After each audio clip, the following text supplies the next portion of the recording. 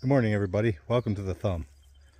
It's March 22nd or 23rd. I can't remember which day it is, but it's a Sunday, and just out for my Sunday morning walk.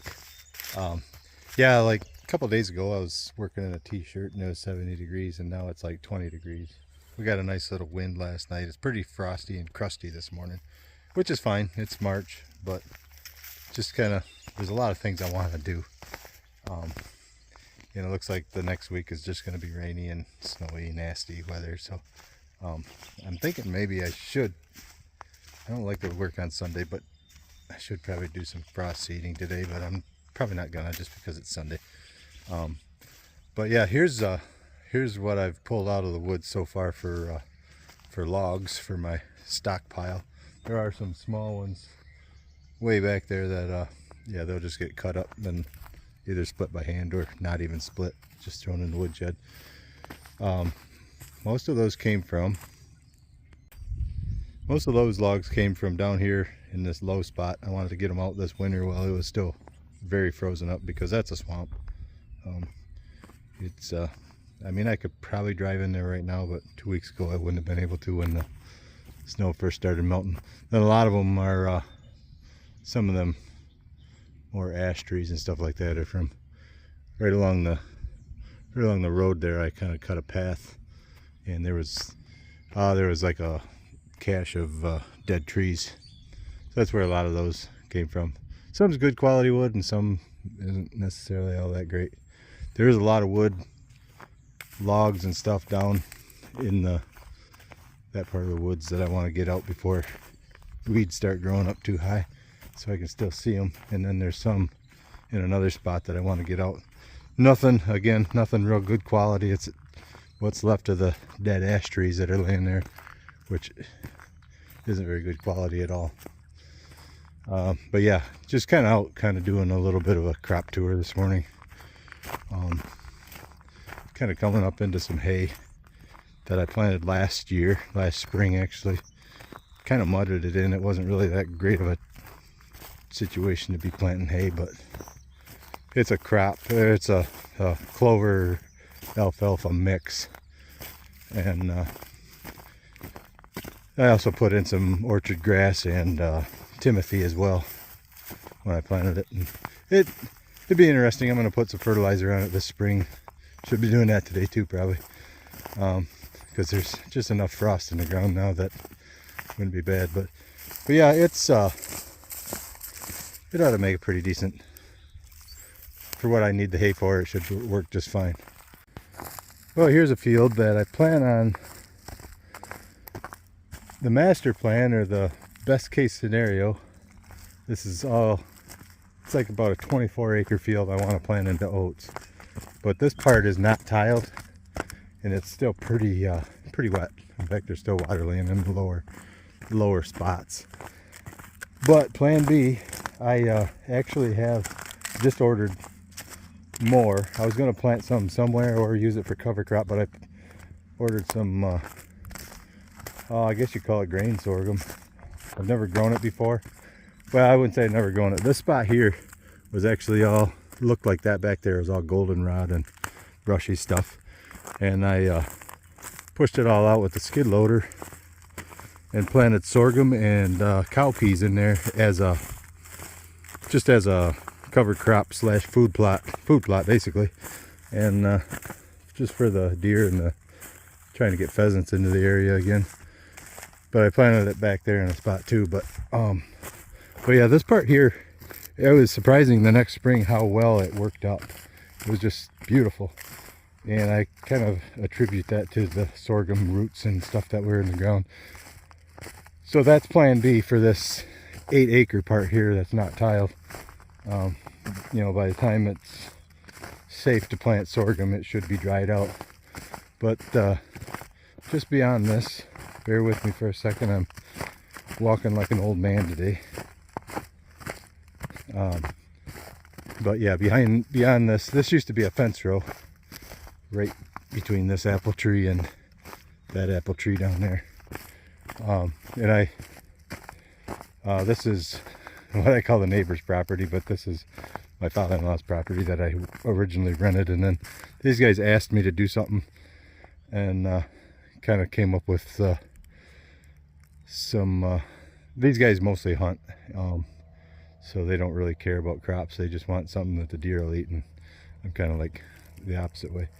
But anyway, so yeah, so the right side of this line is not tiled, the left side is, and I probably could, other than a few areas, I could plant oats in this spot, but I'm kind of waiting for a little bit just to see if that actually dries out this week. It'll all depend on how much we get. And there is a wet spot along this woods too. So yeah, so if I can happen to get it dried out before, you know, in another week, I'll hopefully plant it all into oats. But if not, plan B is plant the wet spots into sorghum when it does dry out. And I also have some spring barley ordered too, so yeah, back in the back there, it's all kind of mucky and low, which is very wet too. So yeah, I might end up just planting about 10 acres of oats and everything else into something else.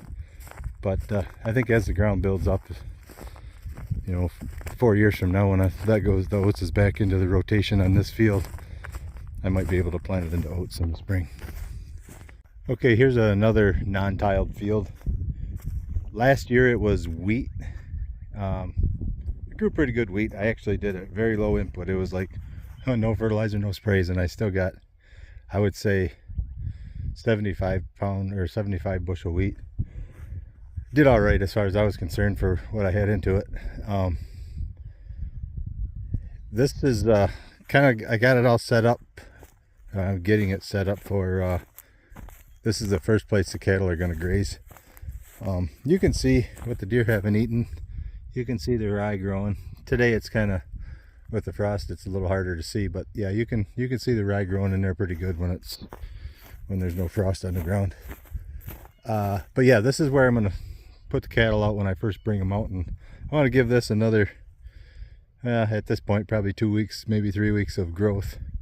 And this area here, I want to run them across and get them out of there right away, because I'm going to try some black bean trial stuff. I'm going to try to, about half of it I'm going to spray about the middle of May. Same time I'm going to burn down my other black bean field, but I'm going to burn down part of it for and then just plant right into the rye residue. But then the other part I'm going to try again.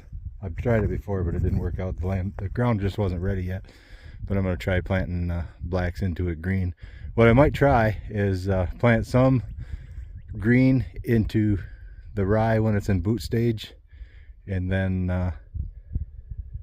the rye is in anthesis about the time you usually plant black beans. But I'm going to try planting some into the rye while it's in boot stage, which my theory is that the growing rye maybe will protect the beans from frost. But anyway, I'm going to try 3 different things in this little, I don't know, it's like an acre and a half. I've never really pasted off, but this little area, well, it's kind of squared off to the woods over to that.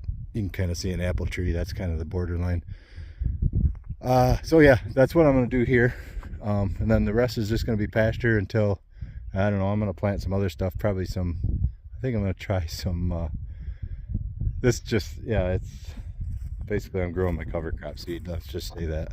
Okay, this is basically the opposite side of the ditch from where we were just standing. I planted rye in here last year, no-tilled it into basically growing oat, volunteer oats.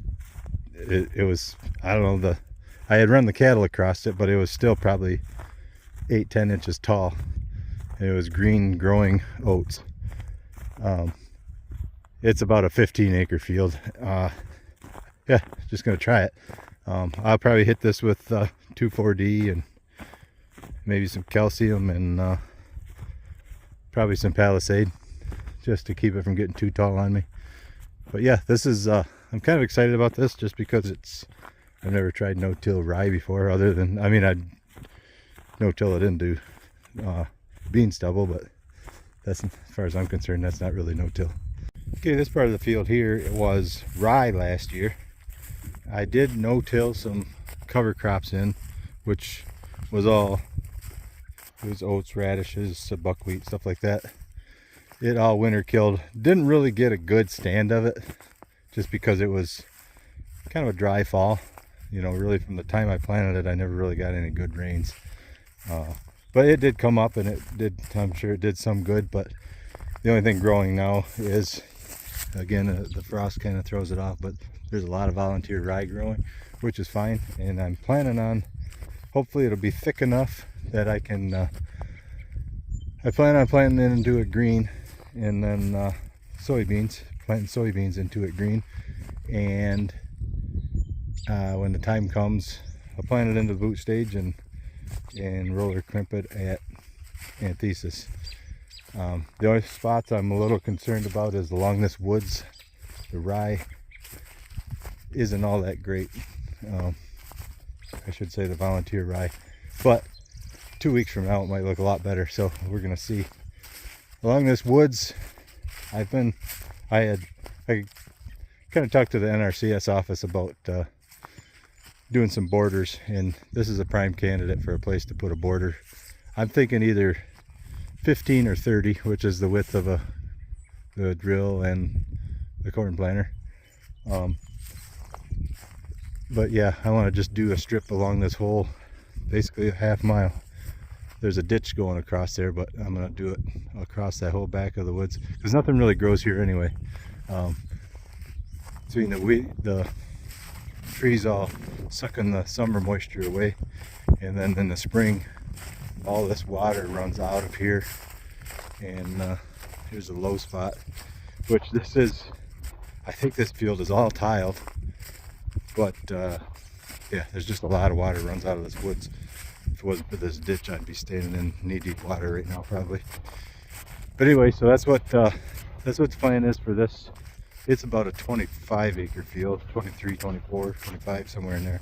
Depends on where I make the break on the, I think it's going to depend on where I run out of seed actually. But I'm planning on about 24 acres of soybeans here. Let's see. I'll show you what I'm doing right up here in this spot.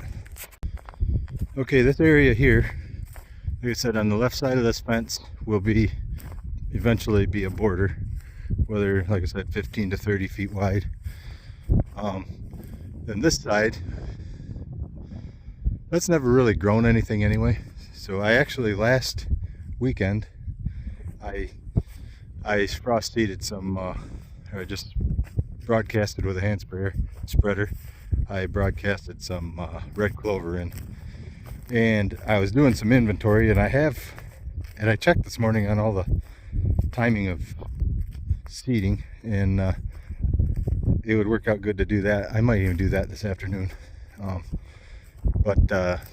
Yeah, I've got some Phacelia, I got some crimson clover, some white clover.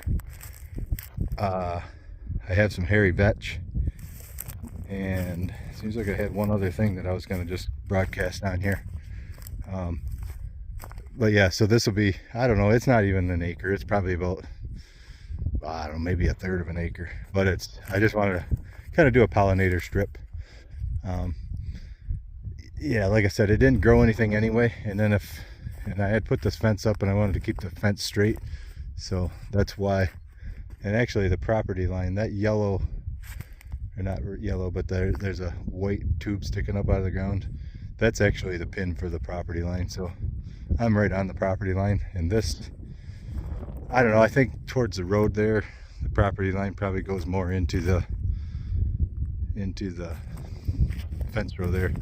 If you stand at the road, you can see where there's a little bit of somewhat of an elbow at that property line point. So yeah, so that's the very end of the property, and then it veers both ways from there.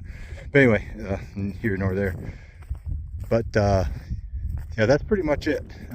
Yeah, I think I'm going to put my pollinators, or that stuff I broadcast, I'm going to go ahead and broadcast it into that fence row there too. Yeah, I'll get up there and talk about it. Well, here's a little more close-up version of that fence row.